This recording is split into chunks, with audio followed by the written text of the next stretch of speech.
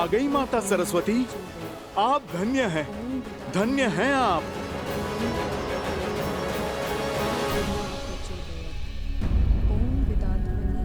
देवी, आपको माता सरस्वती के आने की गड़गड़ाहट सुनाई दे रही है? आप रुकिए, मैं अभी आपको स्पष्ट सुनाता हूँ।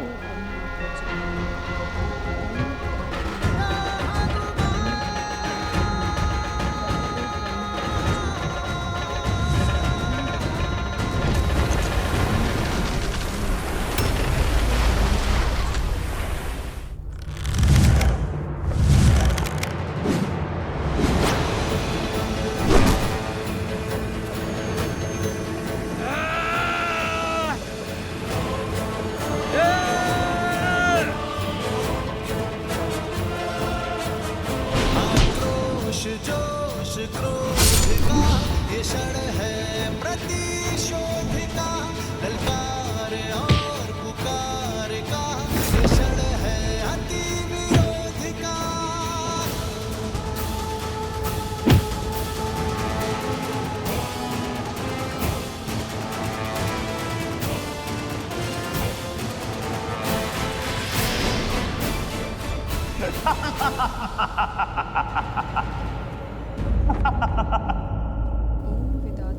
अद्भुत, अद्भुत, वो देखिए, वो डूबा चंद्रबाहु।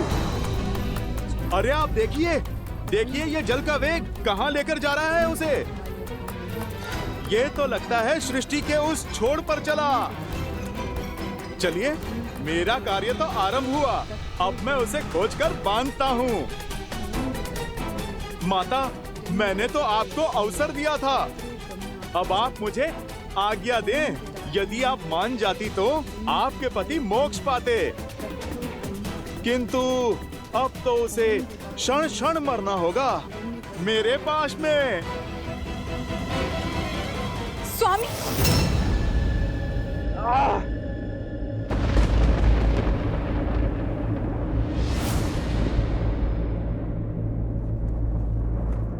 ये नहीं हो सकता।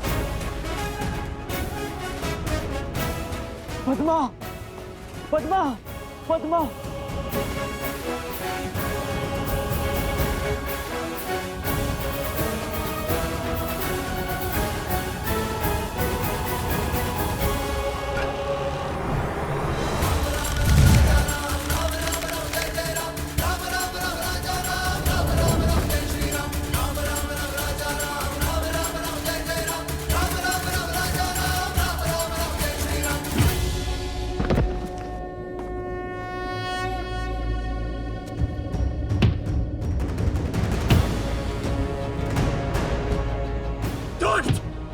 दुराचारी!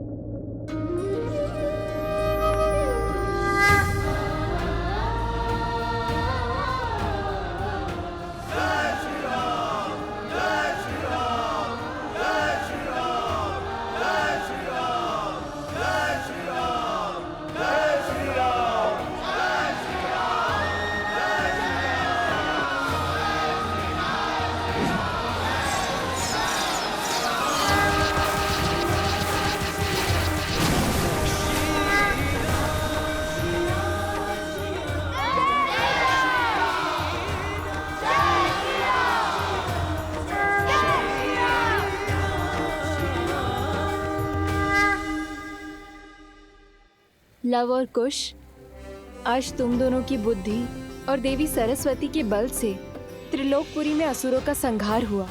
सहायता के लिए धन्यवाद देवी। मेरा आशीर्वाद सदा ही तुम दोनों के साथ है।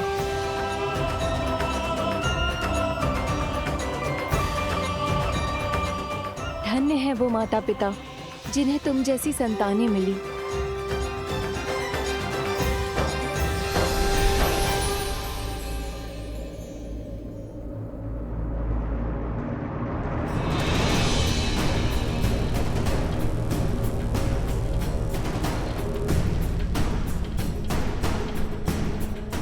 ये क्या है? मकरासुर का महल। कहा था ना मैंने, दृष्टि नहीं दृष्टिकोण बदलो, फिर असंभव भी संभव हो जाएगा।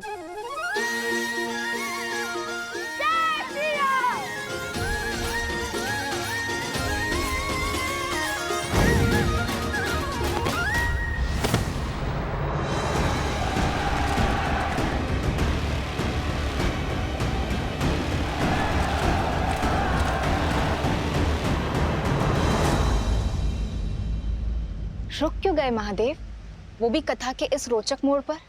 रुका मैं नहीं गौरी, रुका तो बुद्धि के देवता गणेश के विचारों का प्रवाह है। गणेश, किस विचार ने घेर लिया तुम्हें? माता, हनुमान जी ने माता सरस्वती का आवाहन किया और बाढ़ आ गई, असुरों को अपने साथ बहा ले गई। किंतु बाढ़ तो लवकुश के प्रयासों का फल भी हो सकता है। यदि वो दोनों फल्गु पर नहीं होते, क्या तब भी माता सरस्वती बाढ़ लाती? सूर्य अपने आकर्षण से धरती और चंद्रमा को खींचता है गणेश, और धरती और चंद्रमा अपने बल से सूर्य को खींचते हैं। यही प्रकृति का संतुलन है। इस कथा में भी हर कड़ी एक दूसरे से जुड़ी हुई है। संसार में जहां कहीं भी भलाई का कार्य होता है, वो भलाई के अन्य कार्यों को प्रोत्साहन अवश्य देता है। जैसे वर्षा के आगमन पर स्वयं समुद्र उठकर उसका स्वागत करता है, उसी प्रकार जब जब संसार में कहीं भी भलाई का कार्य होता है, तब तब भलाई का प्रत्येक अंश उसका स्वागत करता है। और फिर ये तो कथा ही जन्मों के संबंध की है, सिया राम की है।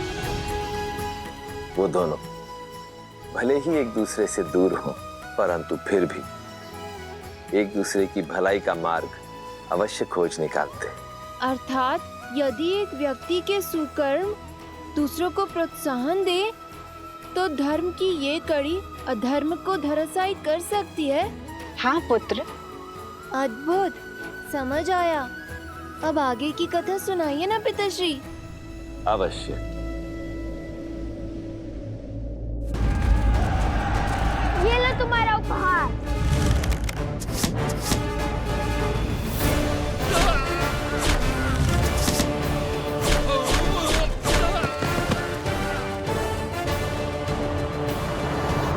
समय निकलता जा रहा है और मकरासुर की शक्तियां बढ़ती जा रही हैं।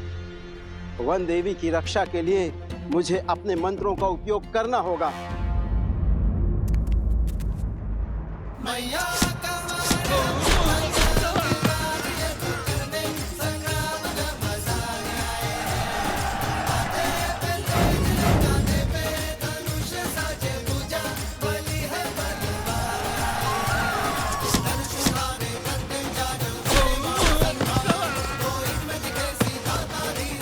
अति उत्तम।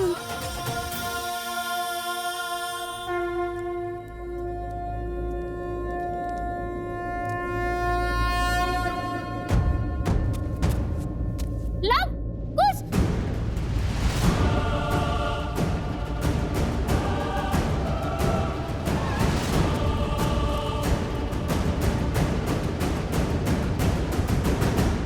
हमें उनकी सहायता करनी होगी, किंतु कैसे? हमारे पास तो अस्त्र भी नहीं है। कोई मार्ग तो खोजना होगा। हमारे तीर समाप्त होते जा रहा है, क्या करेंगे? शक्ति के साथ साथ युक्ति भी लगानी होगी कुछ। हमारे बाण समाप्त होते जा रहे हैं, किंतु ये असर नहीं।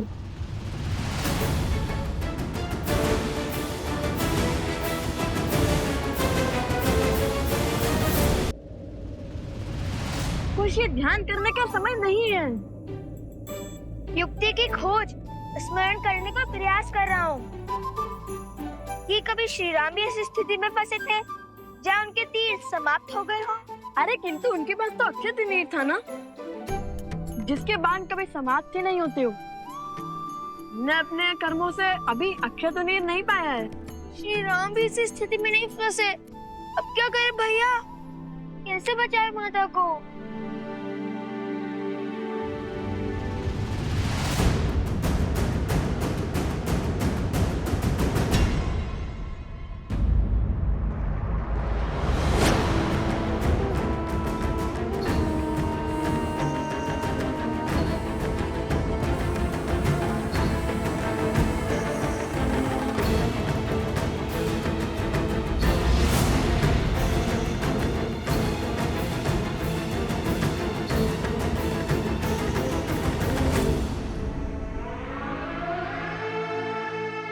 जाओ मकरासुर, तोड़ो सीता का तप। ये तप ही है जो धर्म को बल दे रहा है। ये टूटा तो हमारी विजय और इसके पुत्रों की मृत्यु निश्चित है।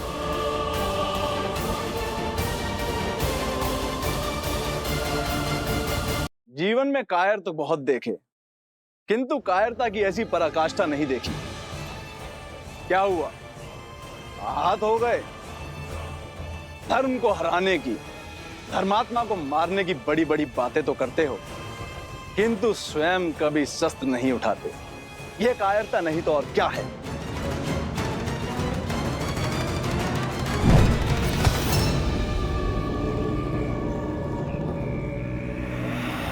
ये है तुम्हारा अस्त्र और ये है तुम्हारे सेनापति।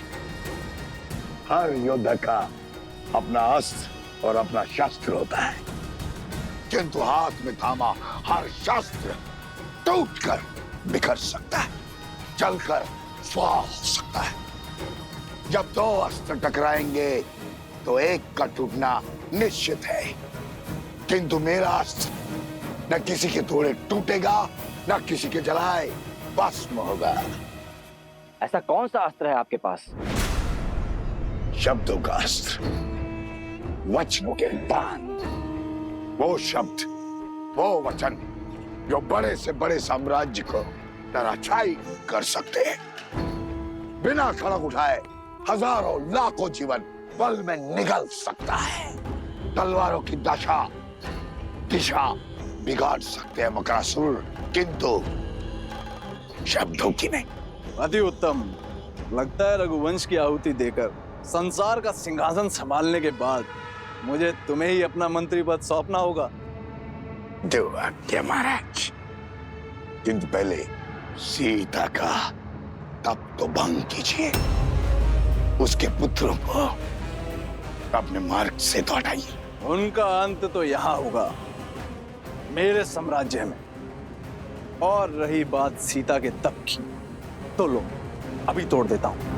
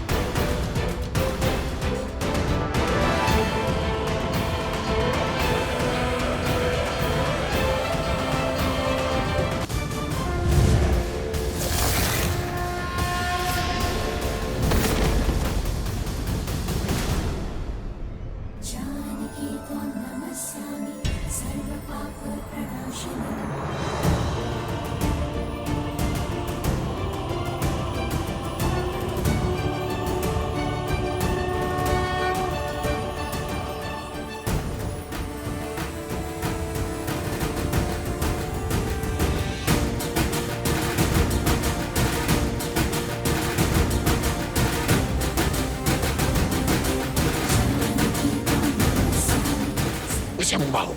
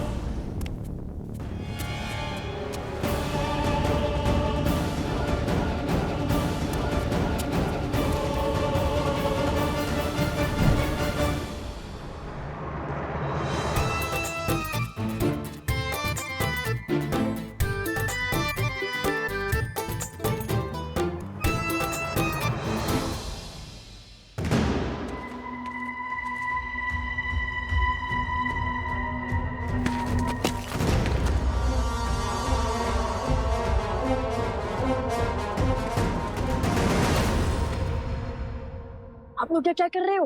अरे शस्त्र आपके हाथ में कैसे? असुरों के अस्त्र लेकर आए हो?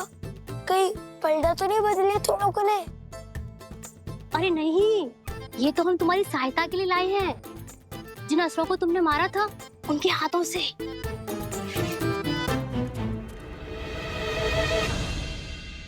वैसे मेरा सुझाव मानो और हो ही जाओ उनके साथ, क्योंकि हम 2 हैं और वो 100 और हमारे पास तो तीर भी नहीं बचे। अब कैसे लड़ेंगे उन असुरों से? मैंने क्या कहा था कुश? शक्ति के साथ युक्ति लगानी होगी हमें।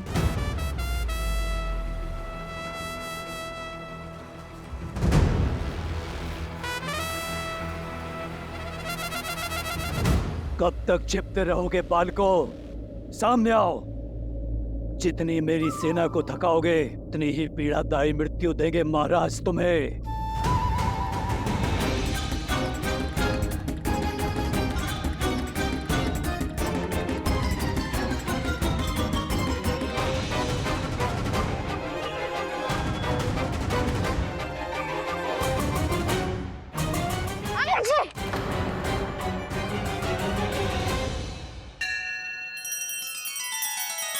श्री रामचंद्र कृपालु भजु मन हरण भव भय दारुणम नव कंज लोचन कंज मुख कर कंज पद कंजारुणम।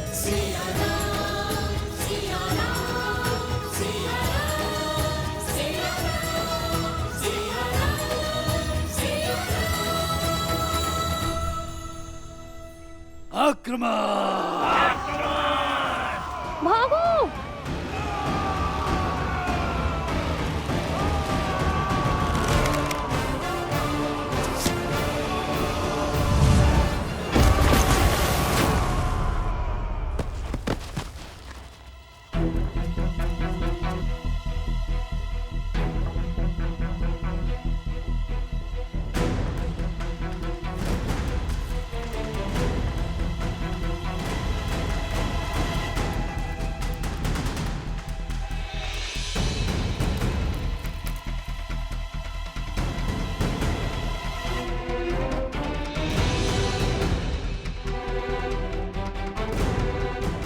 कुश, मिल गई युक्ति। उन्हें फंसाने की। अरे एक एक करके बोलो ना। सैनिकों, वहां देखो पत्थर की ओर।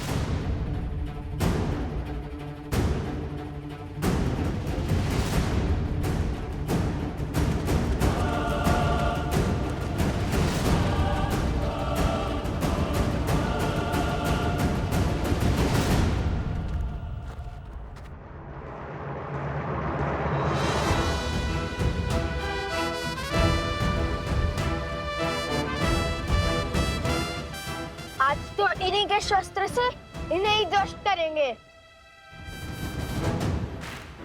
सज्ज हो? 100%।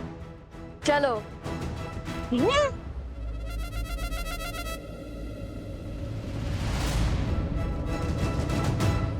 युक्ति तो तुम्हारी अच्छी है, किंतु शक्ति मात दे गई। ये चट्टान तो बड़ी खट्टी निकली।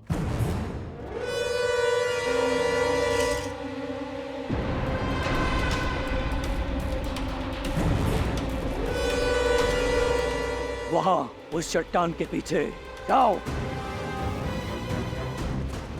बुद्धि के साथ साथ हनुमान जी जैसा बल भी होता तो कितना अच्छा होता। चट्टान को संजीवनी की भांति इनके ऊपर फेंक देते।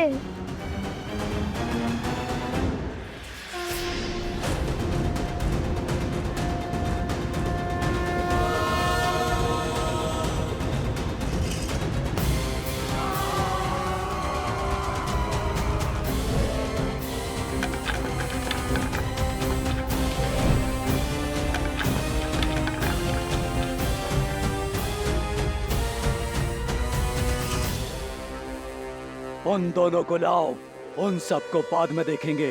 जाओ।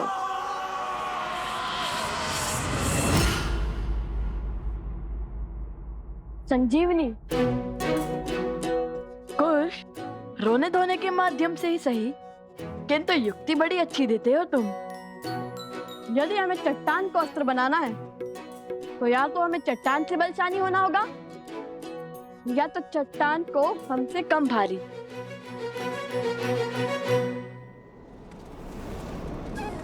जिस राम नाम से सागर पर पत्थर तैर गए, उस राम नाम से ये क्यों नहीं तैर सकता?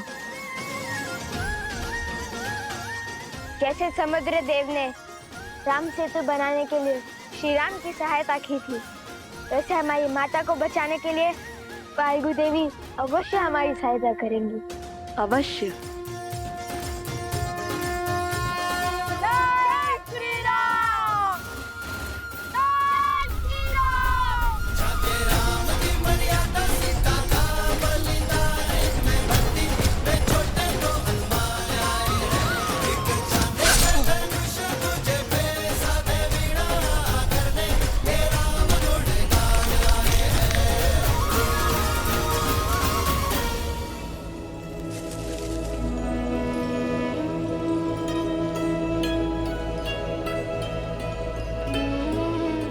अच्छी युक्ति सुझाई लव ने। लव कुश की शक्ति और चतुराई अद्वितीय है।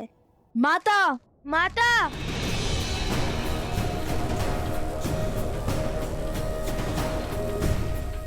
अपनी माता को खोज रहे हो, नहीं मिलेगी। जितना विलंब हमारी माता की सूचना में लगेगा, उतना ही इस भूमि पर हाहाकार मचेगा। एक भी असुरों को जीवित नहीं छोड़ेंगे वन देवी के पुत्र। तुम जैसे असुरों को तो रोज आते हैं हम। चुटकियों में अंत कर देंगे तुम्हारा। तो साहसी,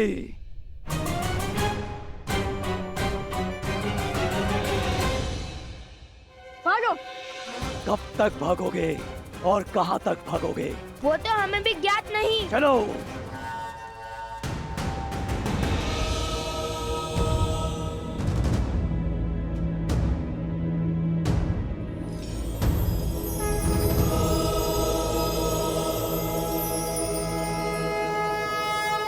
हम सज्ज हैं।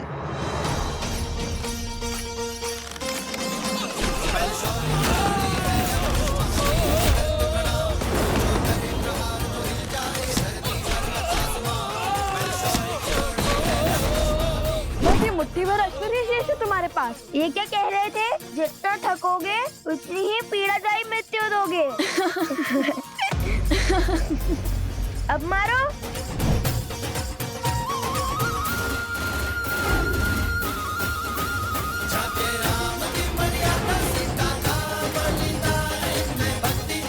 अब करो मेरी सेना का सामना।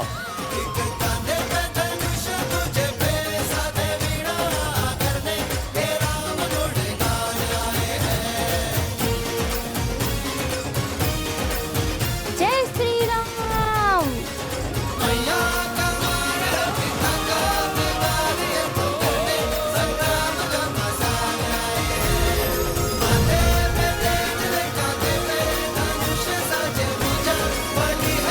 भैया, अद्भुत युक्ति थी आपकी, इन सबको एक साथ फंसाने की।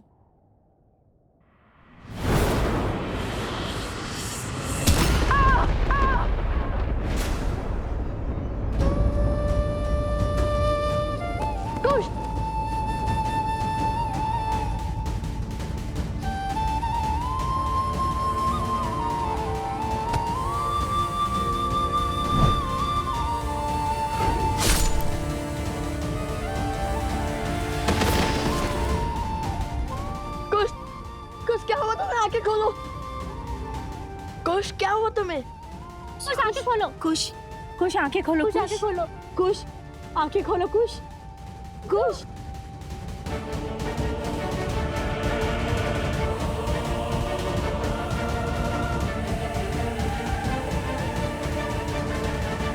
अद्भुत।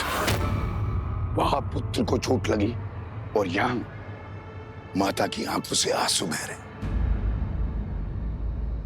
कितना सुंदर संबंध है, किंतु शीघ्र ही हर संबंध की डोर काट दूंगा मैं।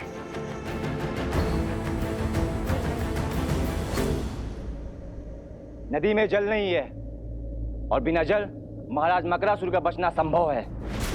ऋषि असुरी ने भी अपने तप से उनकी बढ़ती हुई शक्ति पर संशय लगा दिया है। बांध को तोड़कर नदी को जल से भरना ही होगा। चलो मेरे साथ। रुको सेनापति, स्थिति को अपने हाथ में लेने का समय आ गया है। एक बालक तो मूर्छित हो गया है, अब घड़ी है दूसरे पर प्रहार करने की।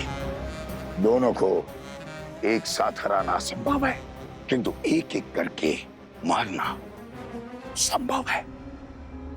यदि तुमने मेरा कार्य किया तो जिस सत्ता का वचन मैंने तुम्हारे महाराज को दिया है वो तुम्हारी होगी। मेरी?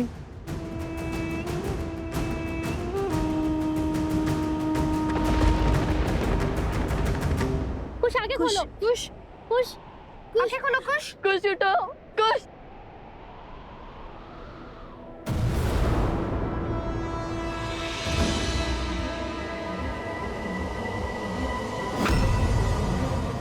लगता है असुर आ गए। कुछ उठो, उठो उठो लो यहाँ से। नहीं, मैं कहीं नहीं जाऊंगा। कुछ उठो, आप लोग जाओ, मैं कुछ के साथ ही रहूंगा।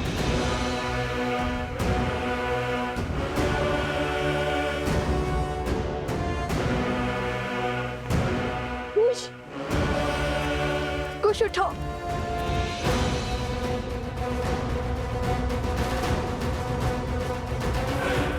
कुछ उठो।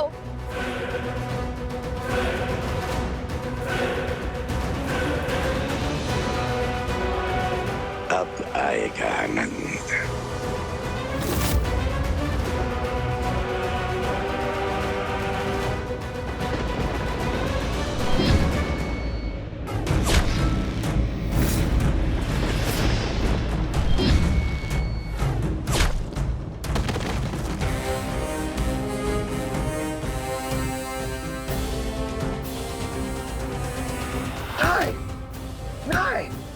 नहीं, किसने सहायता की इनकी?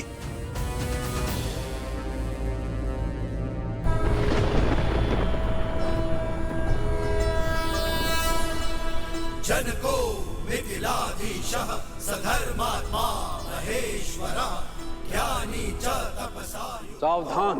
धीरः शौर्य समन्वितः दिव्य ज्ञान विभूषितः सिद्धि संपन्न एव च विदेहेश सदुर्लभो लोकेष्वपि सुदुर्लभः।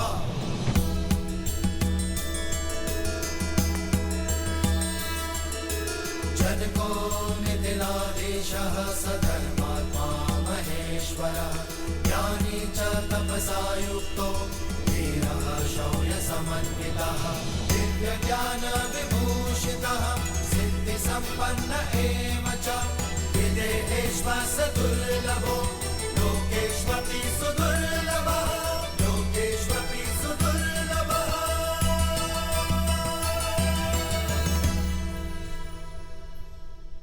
मकरासुर उठो।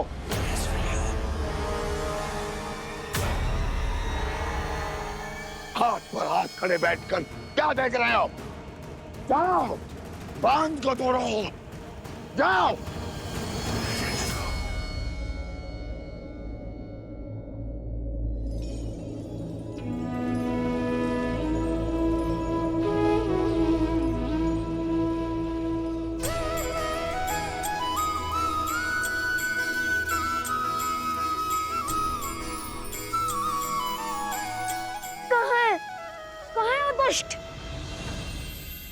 मैं उसको अंत करने ही वाला था, क्यों उठाया मुझे? कुश, धन्यवाद भद्र। आपने मेरे छोटे भाई को जीवन दान दिया है। कौन है आप? मैं यहाँ पास के एक छोटे से राज्य का महाराज हूं, किंतु तुम दोनों बालक अत्यंत वीर और उत्कृष्ट योद्धा हो। तुम्हारे बल और तुम्हारी बुद्धि को देख मैं अत्यंत प्रभावित हुआ। कौन हो तुम दोनों? हम लव कुश है। लव और कुश? वन देवी के पुत्र और भगवान वाल्मीकि के शिष्य हैं हम। एक दुष्ट राक्षस मकरासुर ने हमारी माता को अपने पास बांध लिया है। बस अपनी माता और इस क्षेत्र को उस राक्षस के बंधन से छुड़ाने का प्रयास कर रहे हैं हम।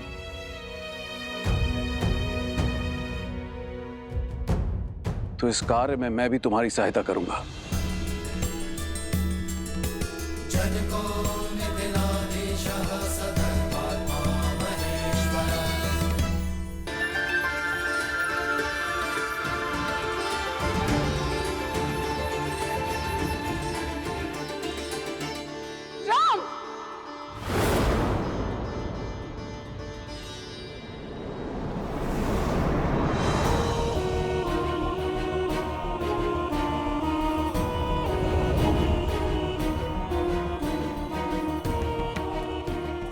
राम, मर्यादा की मूरत, धर्म का अर्थ, सत्य का सूरज, क्या यही है तुम्हारी मर्यादा?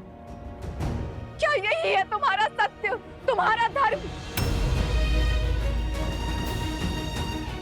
तुम्हारे सेवक इस वानर ने छला है मुझे, तुमने छला है मुझे।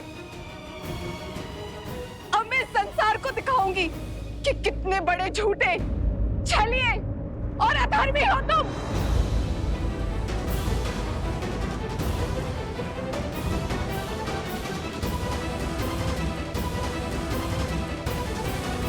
मेरे पीछे ही आ रही थी, आती ही होगी। महाराज हैं, किंतु है वृद्ध। इन्हें ले जाना उचित होगा या नहीं? वृद्ध भी है और ज्ञानी भी। ये तो और भी बुरा है। हर क्षण ज्ञान की वर्षा करते रहेंगे। समय पहले से ही कम है। माता प्रतीक्षा कर रही होंगी। तुमने कुछ कहा पुत्र? हाँ, नहीं नहीं, मेरा अर्थ है कि सहायता करने के लिए धन्यवाद। किंतु हमें इसकी कोई आवश्यकता नहीं। हाँ, अगर आप सहायता ना करें तो सबसे बड़ी सहायता होगी। हमने अपनी माता को वचन दिया था कि उनकी रक्षा हम करेंगे, इसलिए अब उन्हें बचाने भी हम ही जाएंगे। और आप अब वृद्ध भी हैं, इतनी दूर से आए हैं, थक गए होंगे ना, इसलिए आप विश्राम कीजिए। हाँ, किंतु ज्ञान अवश्य ले सकते हैं हम आपसे। हाँ, अपना ज्ञान और अनुभव अवश्य साझा करें हमसे, किंतु अभी नहीं। अभी तो माता की रक्षा करनी है ना।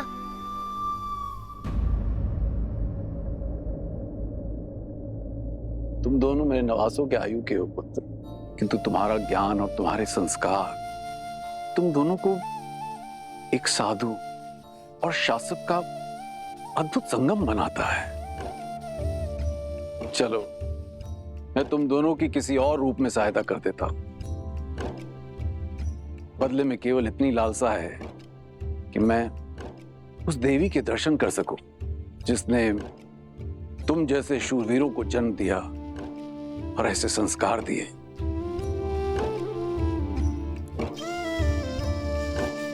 अवश्य। किंतु तुम दोनों ने अपने पिता का परिचय नहीं दिया।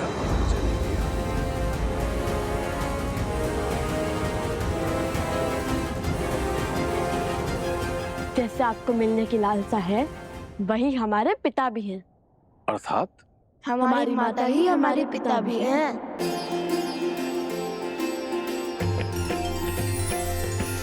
राम सिया राम जय जय राम। राम सिया राम जय जय राम। राम सिया राम जय जय राम। अब मैं संसार को दिखाऊंगी कि कितने बड़े झूठे, छलिए और अधर्मी हो तुम।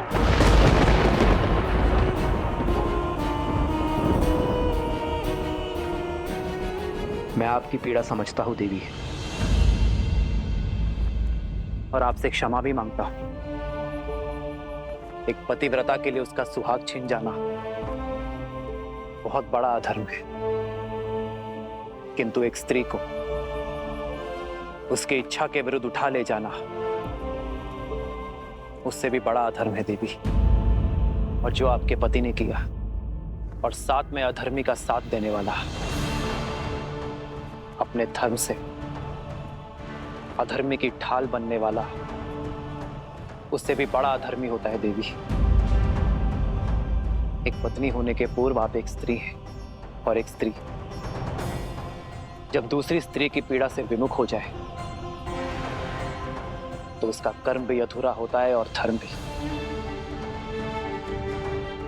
और जो धर्म को छले उसे उसके ही अस्त्र से मारने में ना ही कोई छल है और ना ही कोई अनीति। एक पतिव्रता का वास्तविक अर्थ है अपने पति को धर्म के पथ पर ले जाना, उसकी अधर्म से रक्षा करना। और इस कार्य में आप असफल हुई देवी, क्योंकि आपने अपने धर्म को केवल स्वयं तक सीमित रखा। अपने पति को धर्म के पथ पर ले जाने की चेष्टा के स्थान पर आपने अपने वरदान से उसके अधर्म को कवच दिया। एक स्त्री के साथ हुए अन्याय से अपने नेत्र मूंद कर आपने स्त्री धर्म का अपमान किया। अपने पति के प्रेम में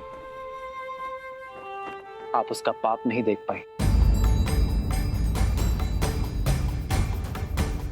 अगले जन्म ये भूल मत कीजिएगा देवी।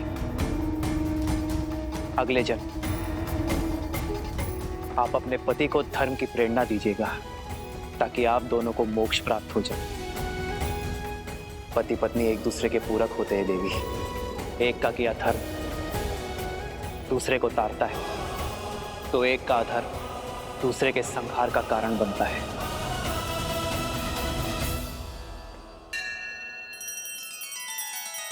श्री रामचंद्र कृपालु भजु मन हरण भव भय दारुणम नव कंज लोचन कंज मुख कर कंज पद कंजारुणम।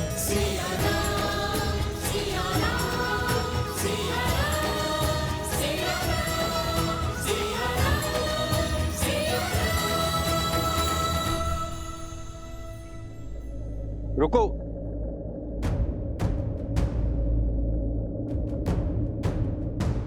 रुकने का समय नहीं है भद्र, हमें शीघ्रता दिखानी होगी।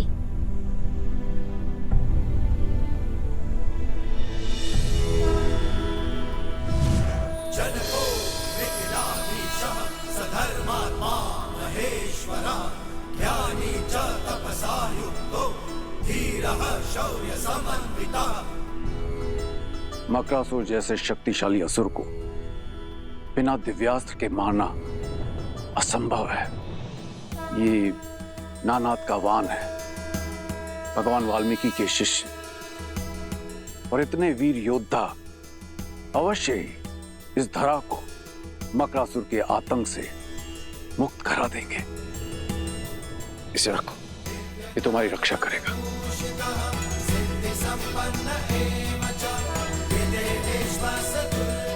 विजयी भव।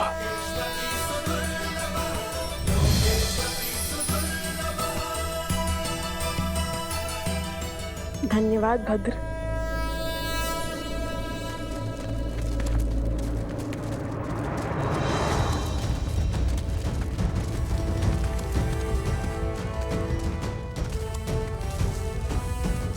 ये कौन है? ये मेरी सेना है। मिथिला की सेना? मैं मिथिला नरेश जनक हूं।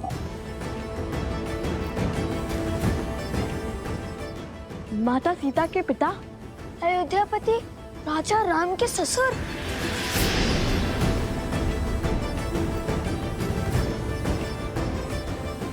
कितना अद्भुत संयोग है। यहाँ आने के मार्ग में अयोध्या का ध्वज दिखा और अब मिथिला नरेश स्वयं प्रकट हो गए।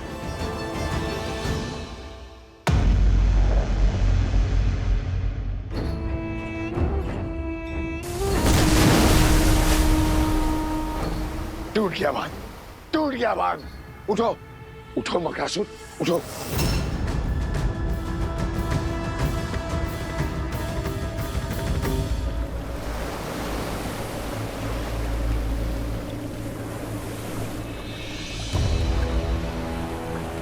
चल। लगता है हमारा बांध टूट गया है। शीघ्र चलो कुश। निश्चिंत रहो, बांध तोड़ने वालों को मेरी सेना परास्त कर देगी। तो अपनी माता की रक्षा करें। क्या? धन्यवाद महाराज। आप ये प्रतीक्षा कीजिए, हम अभी आते हैं। तुम वीरों की माता से मिले बिना मैं कहीं नहीं जाऊंगा। अवश्य।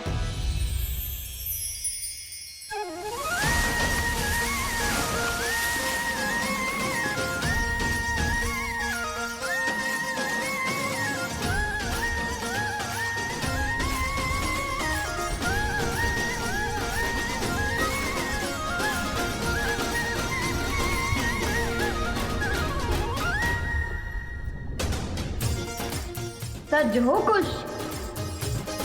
कुछ तो सदा से सच रहने में विश्वास करता है भैया।